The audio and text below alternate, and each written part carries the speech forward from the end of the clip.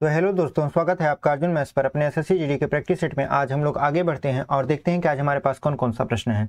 हमारा जो पहला प्रश्न है वो कह रहा है कि 2000 रुपये की धनराशि चक्रवृद्धि ब्याज पर 2 वर्षों में 4000 रुपया हो जाती है। वह धनराशि कितने वर्षों में 8000 रुपया हो जाएगी। तो देखिए, सबसे पहले यहाँ पे हम लोग इसका दर निकालने की कोशिश करेंगे। ये जो 2000 दिया है ये आपका मूलधन है, ये आपका मिश्र धन है और ये है समय। दर नहीं दिया है तो दर निकालने की कोशिश करते हैं।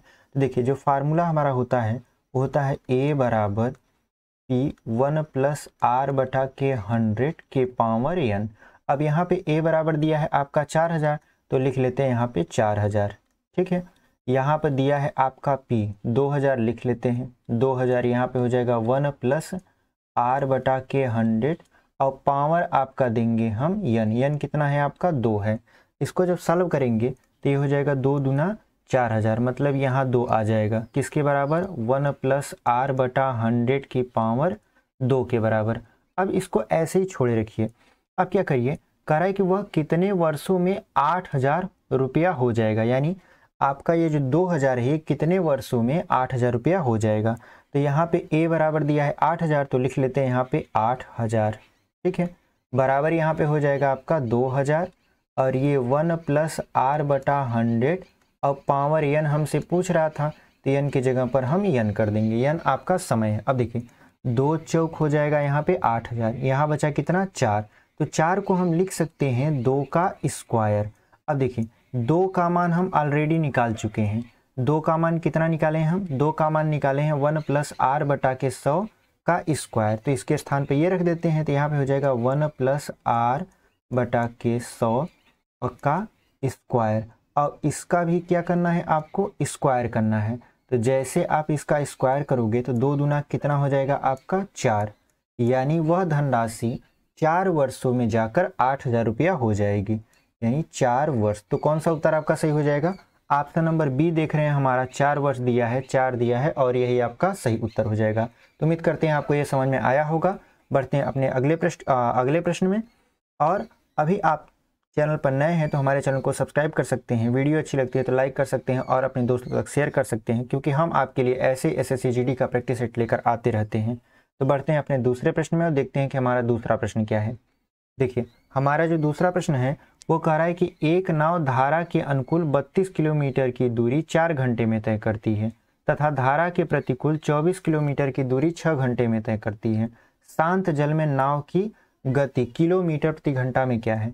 तो देखिए, जब नाव आपका धारा के साथ जाता है तो धारा उसका हेल्प करता है, और जब नाव धारा के विपरीत जाता है तो धारा उसका विरोध करता है। तो यदि हम मान लें जो नाव है उसकी चाल u किलोमीटर प्रति घंटा है और जो धारा है उसकी चाल हम मान लें v किलोमीटर प्रति घंटा।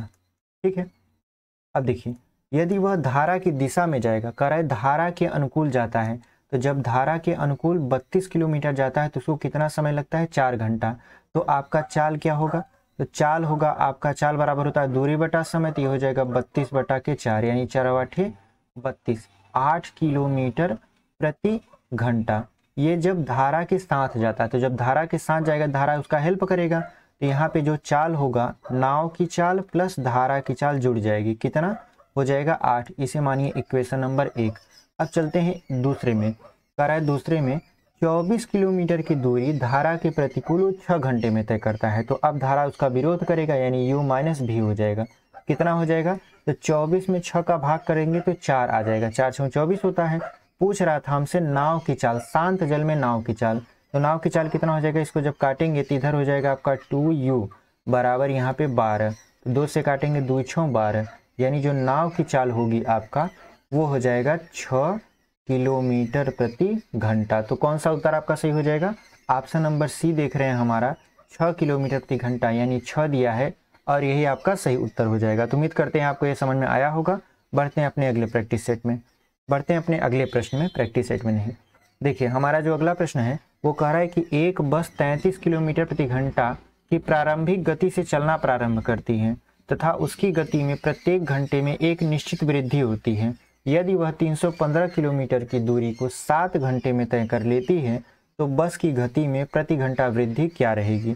या क्या होगी। तो यहाँ पे देखिए, यहाँ पे पूछ रहा है कि बस की गति में प्रति घंटा वृद्धि क्या होगा, तो हम मान लेंगे प्रति घंटा वृद्धि जो होगा d किलोमीटर प्रति घंटा होगा। चूंकि चाल है तो चाल में वृद्धि किलोमीटर प्रति घंटा में निकलता है। तो यहाँ पे देखिए, ये जो दिया है दूरी, ये दिया है यस, तो फार्मूला लगेगा यस बराबर होता है n बटा के 2, यहाँ पर होगा 2a plus n minus 1 into D.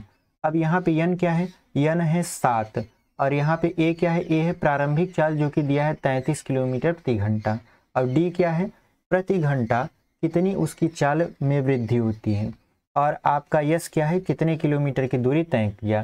तो यहाँ पे ये हो जाएगा, यस की जगह पे लिखेंगे 315 और n की जगह पे लिखेंगे 7, यहाँ पे हो जाएगा 7 बटा 2 और यहाँ पे हो जाएगा 2 और a की जगह पे लिखेंगे 33, यहाँ पे 33 प्लस यहाँ पे हो जाएगा आपका n माइनस 1 मतलब 7 माइनस 1 और d की जगह पर आप d ही रहने दीजिए क्योंकि इसी का मान तो निकालना है।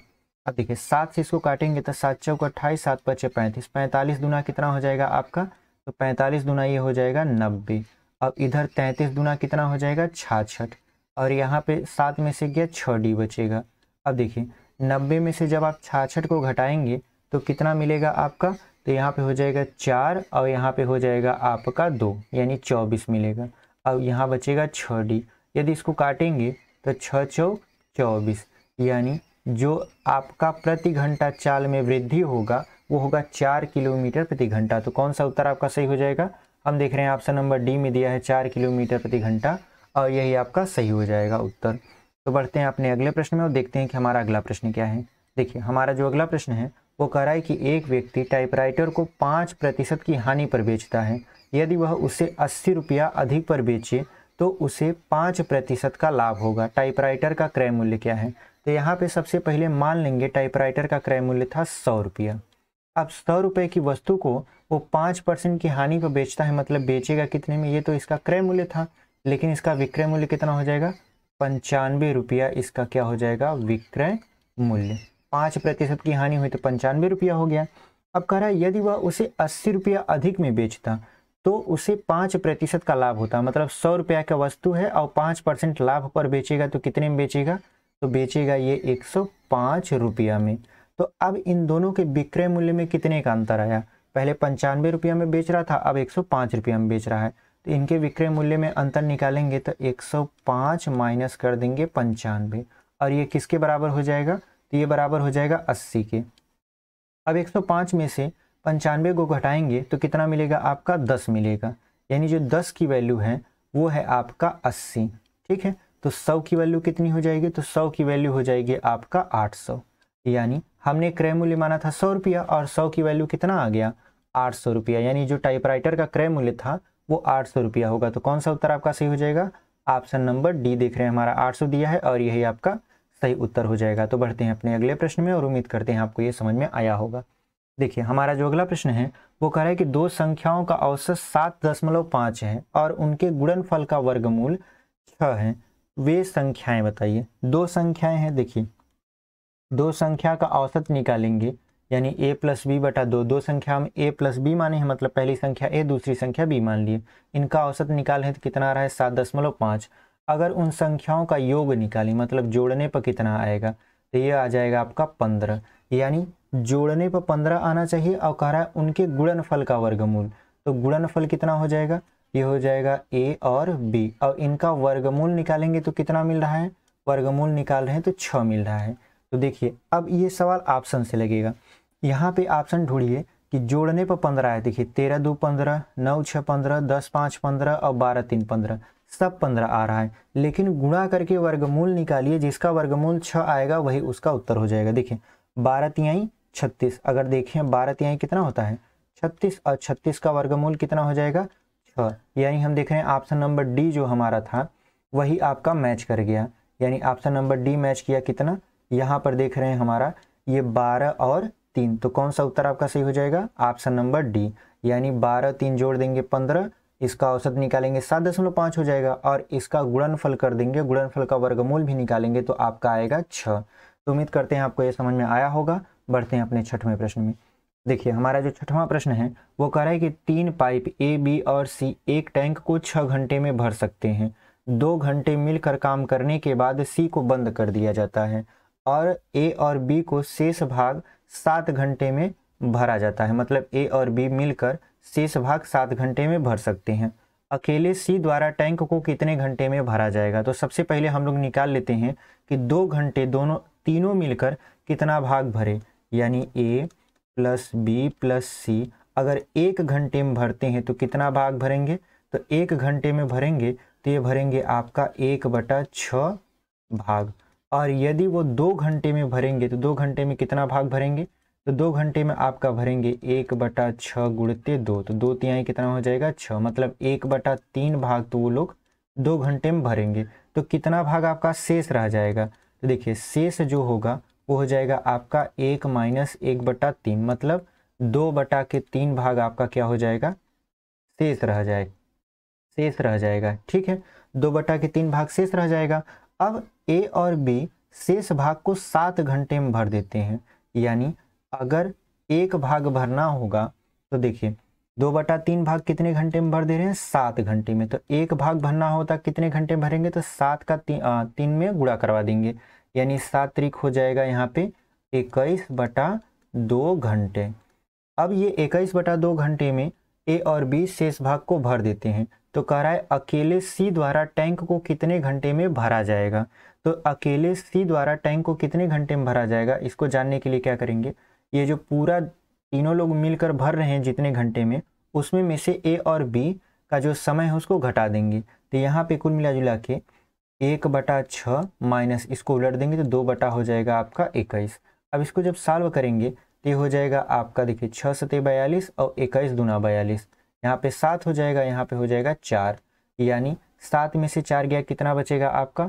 तो बचेगा 3, और 3 से 42 को काटेंगे तो कितना हो जाएगा आपका? तो 14 हो जाएगा। ठीक है, इसको उलट देंगे तो 14 आ जाएगा। तो जो अकेले सी द्वारा टैंक को कितने घंटे में भरा जाएगा? तो 14 घंटे में भरा जाएगा। तो कौन सा उत्तर आपका सही हो जाएगा? हम देख रहे हैं ऑप्शन नंबर सी में दिया है 14, और यही आपका सही उत्तर हो जाएगा। तो बढ़ते हैं अपने 7वें प्रश्न में, और उम्मीद करते हैं आपको ये समझ में आया होगा। देखिए हमारा जो 7वां प्रश्न है वो कह रहा है कि एक वृत्ताकार दौड़ पथ की बाहरी परिधि 528 मीटर है। पथ सब जगह से 14 मीटर चौड़ा है। 10 रुपए की दर से पथ को समतल करने की लागत क्या है? तो यहाँ पे देखिए हमारे पास इस तरीके का एक पथ है और इसमें यहाँ पर आपका 14 मीटर चौड़ा रास्ता है। इस तरीके का ये जो रास्ता है आपका, ये रास्ता कितना है? 14 मीटर है। ठीक है, 14 मीटर चौड़ा रास्ता है। तो सबसे पहले ये जो बाहरी परिधि दिया है इसकी मदद से हम लोग पहले त्रिज्या निकालेंगे। तो परिधि होता है 2πr, यहाँ पे दिया है 528, तो 2π का मान है 22/7 और r का मान हमें नहीं पता, यहाँ पे हो जाएगा 528। अब यहाँ से काटेंगे तो 22 दूना 44 और 22 चौक 88, और 2 से काटेंगे तो ये हो जाएगा आपका 12, और 12 का 7 में गुणा करवाएंगे तो 12 से कितना हो जाएगा आपका? 84 हो जाएगा। अब देखिए जब 84 आ गया, ये बाहरी त्रिज्या है, मतलब यहाँ से लेकर यहाँ तक की त्रिज्या है आपका 84। अब 84 में से यदि आप 14 को घटाओगे तो बचेगा 70, जो कि आंतरिक त्रिज्या है। तो बाहरी त्रिज्या का नाम हम देते हैं कैपिटल आर और आंतरिक त्रिज्या का नाम देते हैं स्मॉल आर। अब इसका क्षेत्रफल निकालते हैं। इस जो 14 मीटर जो चौड़ा रास्ता है इसका एरिया निकाल लेते हैं। तो एरिया जब निकालेंगे तो हो जाएगा पाई आर प्लस आर, और यहाँ पे हो जाएगा आर माइनस आर। ठीक है, तो यहाँ पे पाई का मान 22/7 कर देंगे, और एक बेरियाँ 70 और 84 जोड़ेंगे तो ये हो जाएगा आपका 154, और यहाँ पे 84 में से 70 घटाएंगे तो हो जाएगा 14। अब जब 7 से 14 काटेंगे तो 7 दूना 14 हो जाएगा। अब यहाँ पे हो जाएगा 22 चौक 88 और 22 पंचे 110, 110 में 8 जोड़ेंगे 118, और 22 से कम 22 और 10 कितना हो जाएगा? 32। अब यहाँ पे 2 से गुणा करवा देंगे, तो यहाँ पे जब गुणा करवाएंगे आप तो आएगा आपका 8 दूना 16, 8 दूना 16 1 17, और 8 दूना 2 दूना 4, 4 अब एक कितना हो जाएगा? 5 और 2 तिहाई 6। और यहाँ पे यदि आप गुणा करवा देंगे, क्योंकि 10 रुपये का खर्च है तो 10 का हम क्या कर देंगे? यहाँ पे गुणा करवा देंगे। तो यहाँ पे जब गुणा करवाएंगे तो ये आ जाएगा आपका 6576। ठीक है, यहाँ पे आपका कितना हो जाएगा आंसर? 6576, यहाँ पे 0 लगा देंगे। अब ये हो जाएगा रुपया। ठीक है, यहाँ पे थोड़ा सा शायद मिस्टेक हो गया है, यहाँ पे आपका 6676 आना चाहिए। तो कौन सा उत्तर आपका सही हो जाएगा? हम देख रहे हैं आपका ऑप्शन नंबर बी जो दिया है 6676 ₹0, और यही आपका सही उत्तर हो जाएगा। ठीक है, तो बढ़ते हैं अपने 8वें प्रश्न में और देखते हैं कि हमारा 8वां प्रश्न क्या है। यहाँ पे हो जाएगा आपका 8वां प्रश्न। देखिए 8वां प्रश्न कह रहा है एक गाड़ी 90 किलोमीटर प्रति घंटा की चाल से चल रही है। यदि वह एक सिग्नल को 10 सेकंड में पार कर ले तो मीटर में गाड़ी की लंबाई क्या होगी? ये मान लेते हैं सिग्नल है और ये गाड़ी है जो कि इसको ऐसे पार कर रही है, तो गाड़ी अपनी लंबाई के बराबर इसको क्या करेगी? पार करेगी। ठीक है, तो इसकी लंबाई हमसे क्या कर रहा है? पूछ रहा है। तो यहाँ पे इसकी चाल कितना है? तो चाल है इसका 90 किलोमीटर प्रति घंटा। तो देखिए लंबाई मतलब दूरी बराबर होता है आपका चाल गुणित समय। दूरी बराबर हो जाएगा चाल गुणित समय। तो चाल है आपका 90, इसको 5/18 से गुणा करवा के मीटर पर सेकंड में कन्वर्ट कर लेंगे। उसके बाद जो समय दिया है आपका वो दिया है 10 सेकंड। तो देखिए 18 पचे 90 और 5 का 5 में गुणा करवा देंगे तो ये हो जाएगा 5 पचे 25 और 10 का गुणा करा देंगे 250 मीटर, यानी जो गाड़ी की लंबाई होगी वो 250 मीटर होगी। तो कौन सा उत्तर आपका सही हो जाएगा? ऑप्शन नंबर डी आपका सही हो जाएगा। तो बढ़ते हैं अपने 9वें प्रश्न में। उम्मीद करते हैं आपको ये समझ में आया होगा। देखिए हमारा जो 9वां प्रश्न है वो कह रहा है कि एक नाव स्थिर जल में 13 किलोमीटर प्रति घंटा की गति से चल सकती है। यदि समान दिशा में धारा की गति 4 किलोमीटर प्रति घंटा हो तो नाव विपरीत दिशा में 63 किलोमीटर कितने समय में जाएगी? तो देखिए जब विपरीत दिशा होती है तो धारा उसका विरोध करता है, मतलब 13 में से आप 4 को घटाएंगे तो आएगा आपका 9 किलोमीटर प्रति घंटा, और ये रही आपकी नाव की चाल। अब उसको जाना कितना है? तो 63 किलोमीटर। तो समय बराबर होता है आपका दूरी बटा के चाल। दूरी है आपका 63 और चाल है आपका 9, तो 9 सत्ते कितना हो जाएगा? 63। ठीक है, यहाँ पे हो जाएगा 7 और चूंकि घंटा है तो हो जाएगा आवर। ठीक है, यानी कितने घंटे में वो नाव जो है 63 किलोमीटर दूरी तय कर लेगी? तो 7 घंटे में। तो कौन सा उत्तर आपका सही हो जाएगा? ऑप्शन नंबर सी देख रहे हैं हमारा 7 घंटा दिया है और यही आपका उत्तर हो जाएगा। तो बढ़ते हैं अपने आखिरी और 10वें प्रश्न में। हमारा जो 10वां प्रश्न है वो कह रहा है कि ए और बी एक साथ मिलकर एक दीवार को 12 दिनों में तैयार कर सकते हैं। यदि बी उस दीवार को अकेले 18 दिनों में तैयार कर सकता है तो ए अकेले उसे कितने दिनों में तैयार कर पाएगा? तो यहाँ पे आपको कुछ नहीं करना है, यहाँ पे कर देना है 1/12 माइनस 1/18, यानी कुल काम में से जो बी का काम है उसको घटा देना है। तो यहाँ पे जो इसका एलसीएम होगा वो हो जाएगा आपका 36। तो 12 तिहाई 36 और 18 दूना 36, मतलब 1/ यहाँ पे 36 भाग आ जाएगा, और इसी को उलट देंगे तो आपका दिन आ जाएगा। तो उल्टेंगे तो हो जाएगा 36 दिन, यानी जो ए है अकेले उस काम को कितने दिन में कर पाएगा? 36 दिन में। उम्मीद करते हैं आपको ये प्रैक्टिस सेट पसंद आया होगा, और चैनल पर अभी तक बने हुए हैं तो चैनल को सब्सक्राइब कर लीजिए। वीडियो अच्छी लगती है तो लाइक कर दीजिए और अपने दोस्तों तक शेयर कर दीजिए, क्योंकि हम आपके लिए ऐसे SSC GD का प्रैक्टिस सेट लेकर आते रहते हैं। तो मिलते हैं अगले प्रैक्टिस सेट में, तब तक के लिए धन्यवाद।